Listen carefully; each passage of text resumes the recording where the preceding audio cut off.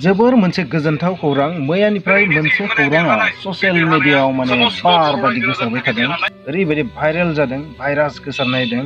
आरो बे निउसआ जाहैबाय बे खौराङा जाहैबाय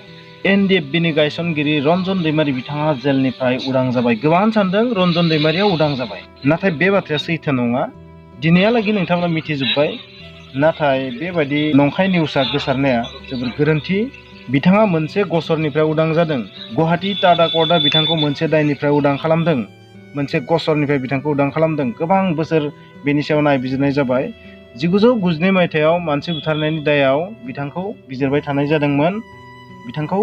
साजा होदोंमोन एसेबां बोसोर बिथाङाथ' जेलाव थाबायानो आरो 1992 मायथाइयाव जि मानसि बुथारनाय जादोंमोन बे मानसि बुथारनायनि जेबो फोरमान मोननाय जायाखै रावबो बेखौ नुवाखैमोन बेबायदि बाथ्रा जाहैबाय माने जेबो प्रुफ गैया आरो प्रुफ गैयिनि थाखायनो बिथांखौ दायनिफ्राय उदां खालामनाय जाबाय आरो मोनसे रोखोमै जों बुंनो हागोन बिथाङा बे दायनिफ्राय उदां जाबाय जिहेथु प्रुफ गैया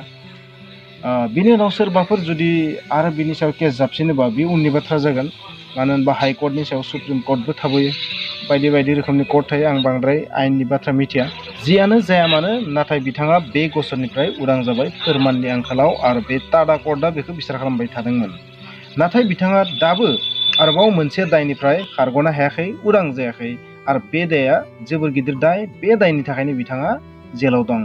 जेलाव थानाया जाबाय बे दायनि थाखायसो बिथाङा जेलाव दं आरो बे जाहैबाय मा 2009नि जे सिरियाल ब्लास्ट जादोंमोन माने गुवाहाटीयाव जे सिरियाल ब्लास्ट जादोंमोन गुबुन गुबुन जायगायावबो जादोंमोन अबयसे बै समाव 30 अक्ट'बर खालि जि सिरियाल ब्लास्ट जादोंमोन 2008 मायथाइयाव बम बेरफ्रुदोंमोन बै बम बेरफ्रुनायनि थाखायसो बिथाङा जेलाव दं आरो बे गसरनिफ्राय बिथाङा उदां जायाखै बेनि सायावथ' हियारिंआ जोबनानै थांबाय नाथाय बेनि जेबो फोसावनाय जाथ'वाखै दासिम बिथाङा जेलनिफ्राय गगोन ना गवा बेल मोनगोन ना मोना उदां जागोन ना जा ना फिन जेलाव बहुद बोसोर थाफिननांगोन बे बाथ्राखौ जेबो फोसावथ'वाखै नाथाय हियारिंआ जोब्बाय बेखौ जों मिथिनो मोनो नाथाय हियारिंनि जि रिजाल्ट फिथाइ जि राय फोसावनाय बेखौ दिनैसिम फोसावाखै कर्टआ आरो बे जाहैबाय मा सिबिआइ कर्टजों लोब्बा गोनां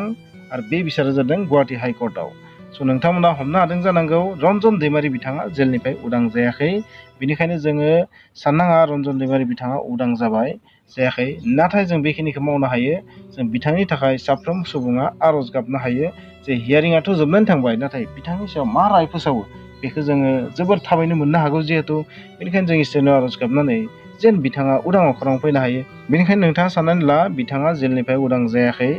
बिथांनि मेन जि दाय 30 अक्ट'बर 2008 जि बम ब्लास्ट बेनि सायाव जि दाय फोनांदों बिथांनि सायाव